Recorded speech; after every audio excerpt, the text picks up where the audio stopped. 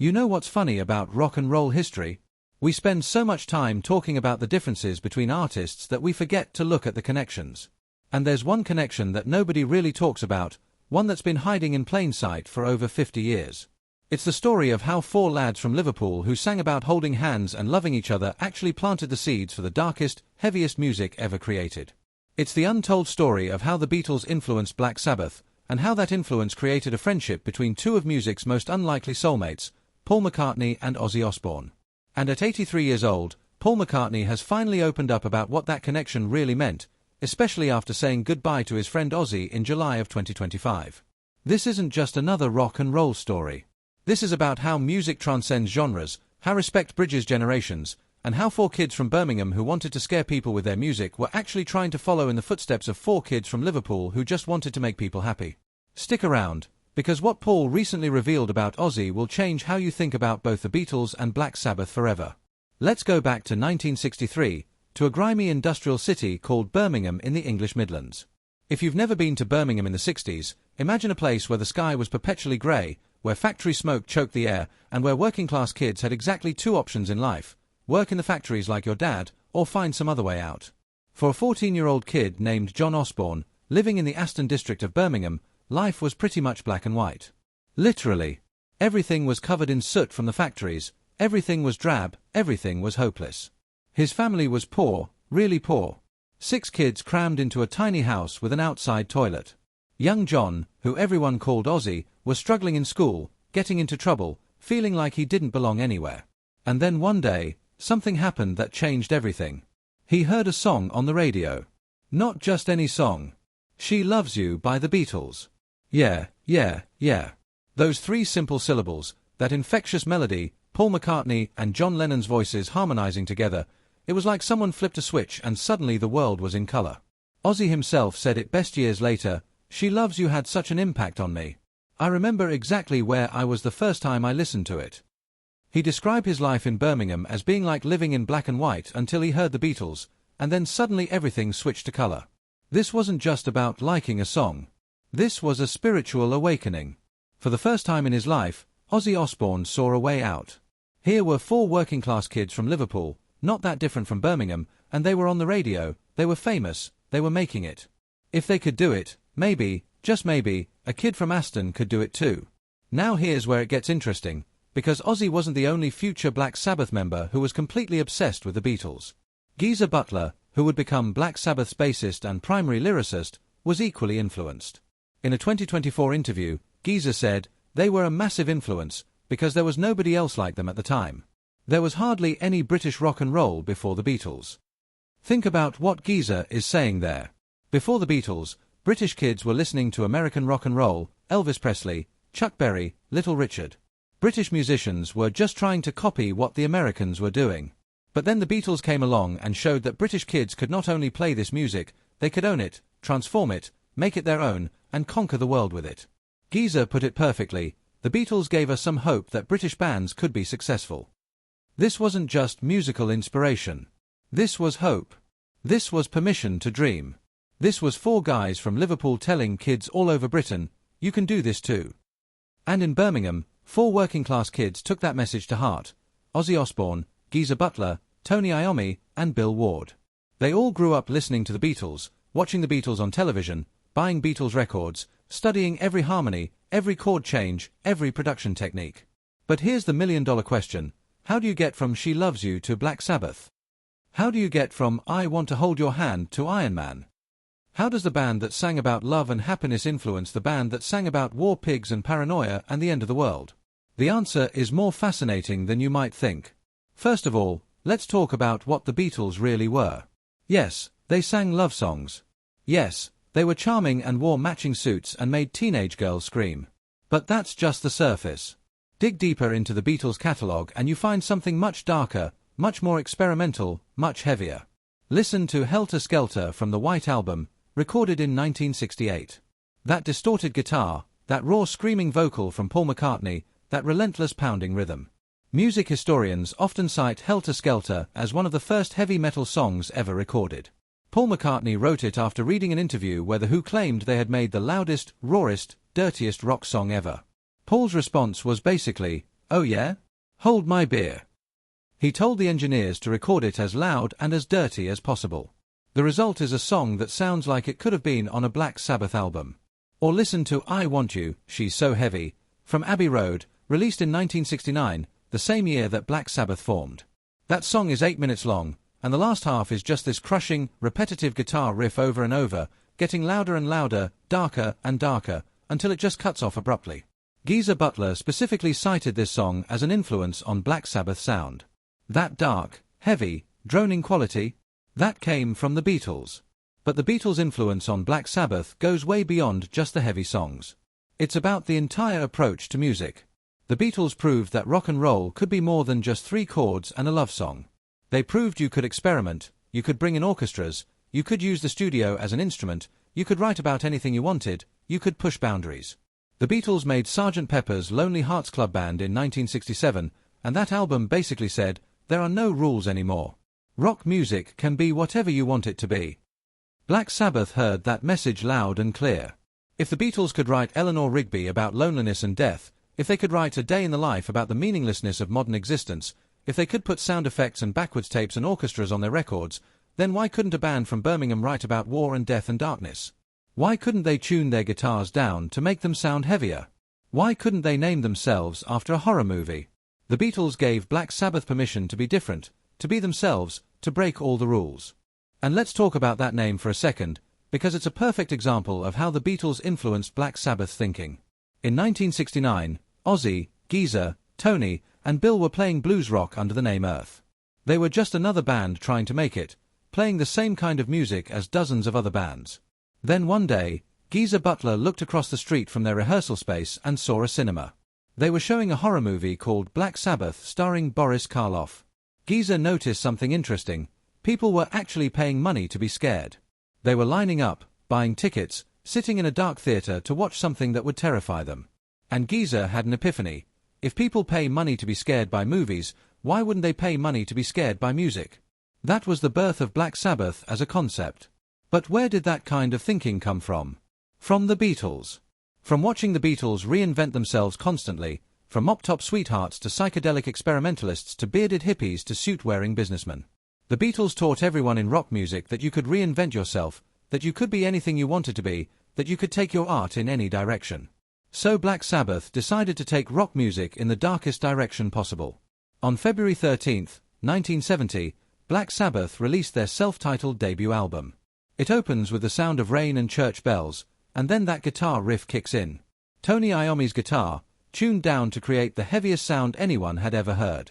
That tritone interval, the devil's interval that was supposedly banned in medieval churches because it sounded so evil.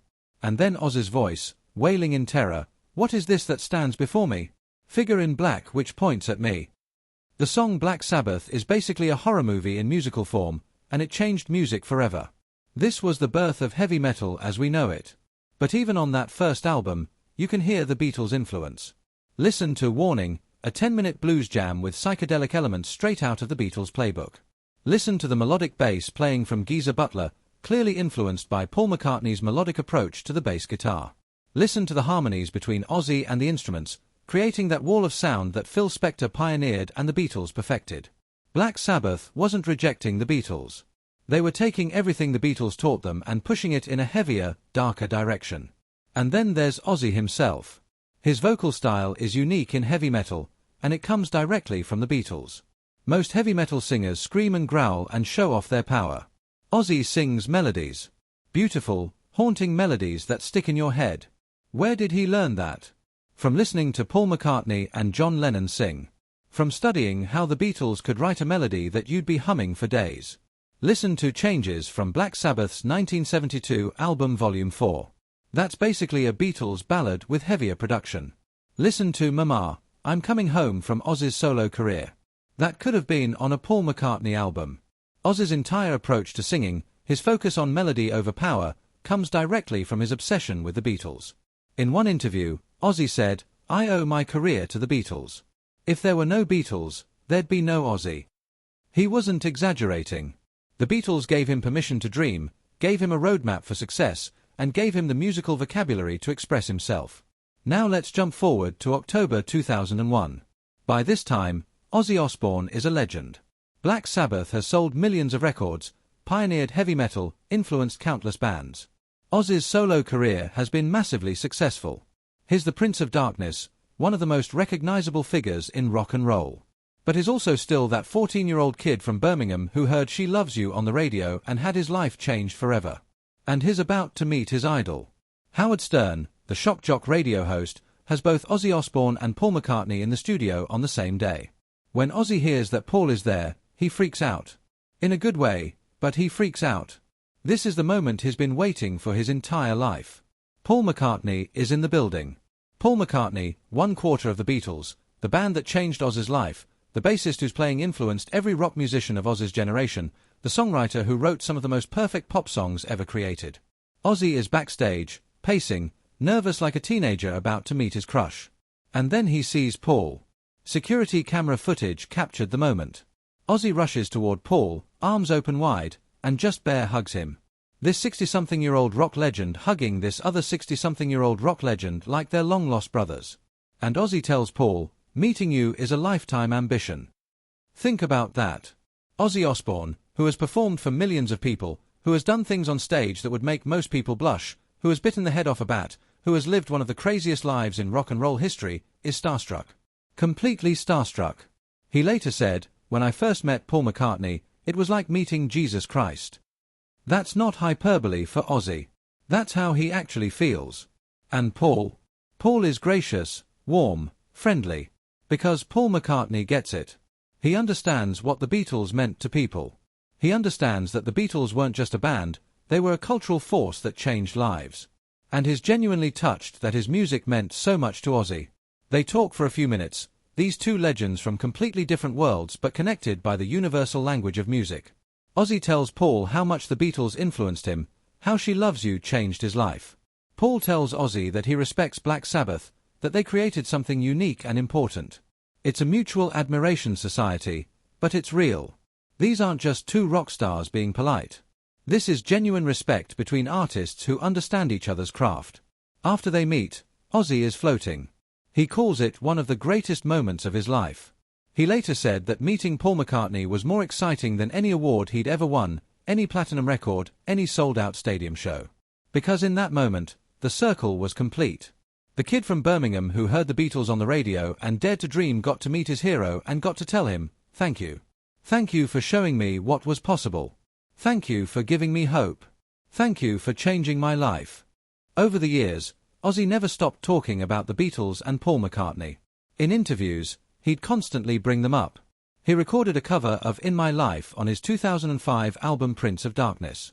He talked about wanting to collaborate with Paul McCartney, maybe get him to play bass on one of his songs. In a 2025 interview, just months before his death, Ozzy said he'd love to work with Paul but felt like he couldn't because he'd be too nervous, too starstruck. Even after decades in the business, after selling millions of records himself, after becoming a rock icon himself, Ozzy still saw Paul McCartney as being on another level. That's the power of the Beatles' influence. It never faded. It never diminished. If anything, it grew stronger as Ozzy got older and gained perspective on his own career. He could look back and see clearly, the Beatles made everything possible. Without them, there is no Black Sabbath.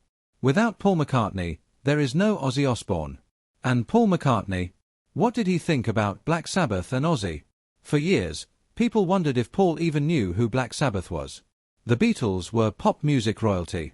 Black Sabbath was dark, heavy metal. These were completely different worlds. But in a 2021 interview, Paul was asked about Black Sabbath, and his answer surprised a lot of people. He said that when Black Sabbath first came out, they were genuinely shocking and different. Listening to it now, it doesn't sound that crazy, Paul said, but then it did. They were unique. That's high praise from Paul McCartney. He didn't dismiss Black Sabbath as noise or devil music or whatever critics were calling them in the 70s. He recognized them as artists doing something unique, something important. He saw them the way he'd want people to see the Beatles, as innovators, as boundary pushers, as musicians who were trying to create something that had never existed before. Paul also praised Ozzy's voice, calling him great and saying he had a unique quality that made Black Sabbath special. Coming from Paul McCartney, one of the greatest vocalists in rock history, that's significant. Paul doesn't hand out compliments lightly. When he says Ozzy is great, he means it. The mutual respect between Paul and Ozzy continued to grow over the years. They'd see each other occasionally at events, always greeting each other warmly. Paul would praise Black Sabbath in interviews. Ozzy would talk about the Beatles in every other interview he gave. There was a genuine friendship there, built on mutual respect and a shared understanding of what it means to create music that matters. And then came 2025. Ozzy Osbourne's health had been deteriorating for years. He was diagnosed with Parkinson's disease in 2019, though he'd actually been suffering from it for years before that. He had spinal issues from a 2019 fall. He had heart problems. He was 76 years old and his body was giving out. But Ozzy being Ozzy, he kept pushing. He kept working on music. He kept doing interviews. He kept fighting. In early 2025, Black Sabbath announced a one-time reunion concert in Birmingham called Back to the Beginning. It would be held on July 5, 2025, at Villa Park, the home stadium of Aston Villa Football Club, right in Ozzy's old neighbourhood. This was going to be the farewell. One last time, all four original members of Black Sabbath together on stage in the city where it all began. The concert was epic. Somehow, despite his failing health, Ozzy summoned the strength to perform. It was emotional, powerful, a fitting tribute to one of the greatest bands in rock history. Artists flew in from all over the world to pay tribute. Metallica was there. Judas Priest. Foo Fighters. All the bands that Black Sabbath had influenced over the years came to Birmingham to say thank you. And the concert raised $190 million for children's hospitals and Parkinson's research. $190 million. That's how much respect the music community had for Ozzy Osbourne and Black Sabbath. But even during that triumphant night, those close to Ozzy knew the end was near. He could barely walk. He was in constant pain. The Parkinson's was progressing. His heart was weak. He had given everything he had left for this one final performance, and there wasn't much left to give. 17 days later, on July 22, 2025, Ozzy Osbourne died. He was at home, surrounded by his family, his wife Sharon, his kids Kelly, Jack, and Amy. The official cause of death was cardiac arrest, myocardial infarction, complicated by Parkinson's disease and coronary artery disease. But really, his body had just fought as long as it could and finally gave up. The news hit the music world like a bomb. Social media exploded with tributes. Every major news outlet led with the story. Rock and roll had lost one of its true originals, the Prince of Darkness, the voice of Black Sabbath, the man who helped create heavy metal. The tributes poured in from everywhere. Metallica posted a long statement about how Black Sabbath invented their entire genre. Tony Iommi, Ozzy's longtime bandmate and friend, posted a heartbreaking message about losing his brother. Sharon Osbourne shared family photos and memories. Kelly and Jack talked about their dad's bravery in battling his illnesses. Elton John, who had been friends with Ozzy for decades, shared stories about Ozzy's kindness and humor. Even the British royal family issued a statement recognizing Ozzy's contributions to British culture and music. And then Paul McCartney posted. On his social media accounts, Paul shared a photo of himself and Ozzy from their 2001 meeting backstage at Howard Stern's show. The photo shows them both smiling, arms around each other, two legends who came from similar working-class backgrounds but took such different paths to greatness. And Paul's caption was simple but powerful: "Goodbye, Ozzy. You changed music forever. I'm honored to have known you, and I'll never forget that hug." The kid from Birmingham who loved the Beatles became a legend himself. Rest in peace, my friend. That last part, my friend, that hit people hard. Because it wasn't just a celebrity posting an obligatory tribute to another celebrity. This was real. This was Paul McCartney acknowledging a genuine friendship, acknowledging the connection between them, acknowledging what Ozzy meant to him personally. In follow-up interviews, Paul expanded on his feelings. He talked about how Ozzy represented something important in rock and roll: authenticity. Ozzy was always himself, Paul said. He never pretended to be something he wasn't. He was a working-class kid from Birmingham who loved music, and he stayed true to that his entire life. That's rare. That's special. Paul also talked about the circle of influence in music. The Beatles influenced Black Sabbath, and Black Sabbath went on to influence thousands of other bands. That's how music works. We all stand on the shoulders of those who came before us, and then the next generation stands on our shoulders. Ozzy understood that. He never forgot where he came from or who influenced him. He always gave credit.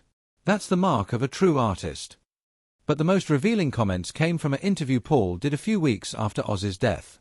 The interviewer asked Paul what he thought about being Ozzy's hero, about meaning so much to Ozzy that meeting Paul was a lifetime ambition. Paul got quiet for a moment, and you could see he was genuinely moved. "You know," Paul said, "you never really know the impact your music has on people. You make records, you hope people like them, you hope they mean something to someone. But you don't really know until someone tells you. When Ozzy told me that She Loves You changed his life, that the Beatles gave him hope when he was a kid in Birmingham, that meant everything to me. Because that's why we made music in the first place. Not for the fame or the money or the awards. We made music to connect with people, to make them feel something, to maybe make their lives a little better. And to know that our music inspired Ozzy Osbourne, who then went on to create Black Sabbath and inspire millions more people, that's the highest compliment an artist can receive." Paul also revealed something that not many people knew. He and Ozzy had stayed in touch over the years. Not constantly, but they'd text occasionally, send each other messages on birthdays, that sort of thing.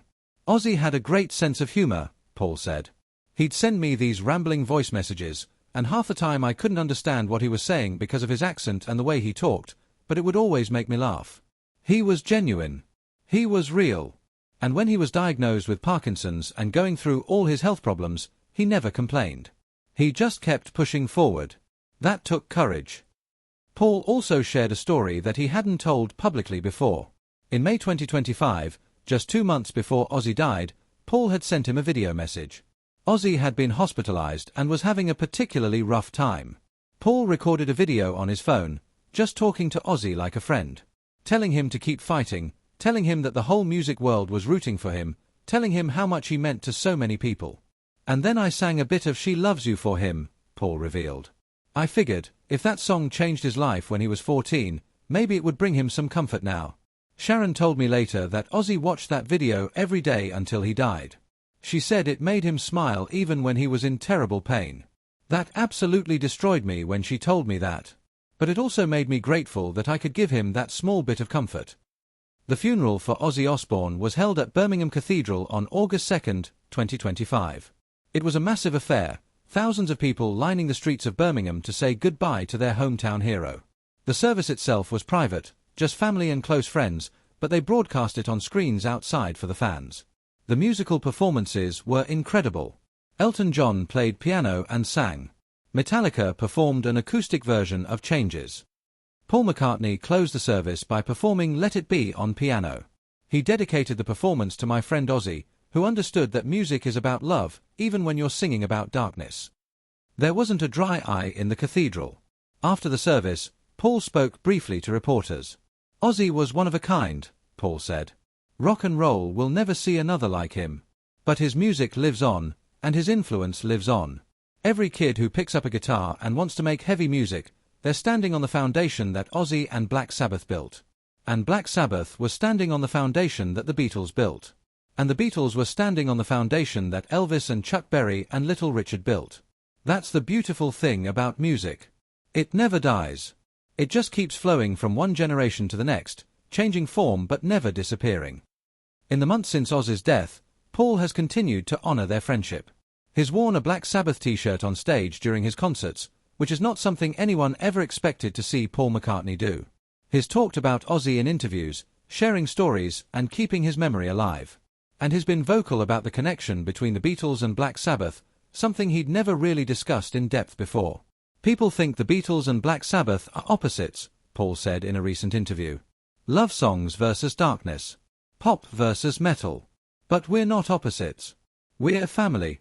We both came from working-class backgrounds in industrial English cities. We both used music to escape, to express ourselves, to connect with people. We both pushed boundaries and did things that had never been done before. The sounds were different, sure, but the spirit was the same. And Ozzy got that. He understood that the Beatles weren't just about holding hands and saying yeah, yeah, yeah. We were about freedom, about possibility, about dreaming bigger than your circumstances. That's exactly what Black Sabbath was about too." Paul also addressed the idea that the Beatles influenced heavy metal, something that some people find hard to believe. "Listen to Helter Skelter," Paul said. "Listen to I Want You. Listen to the White Album. We were experimenting with heavy sounds, distorted guitars, dark themes. We didn't call it metal because the term didn't exist yet, but we were absolutely exploring that territory. And bands like Black Sabbath took what we started and ran with it, made it heavier, darker, more extreme. That's called evolution. That's called progress. And I love that.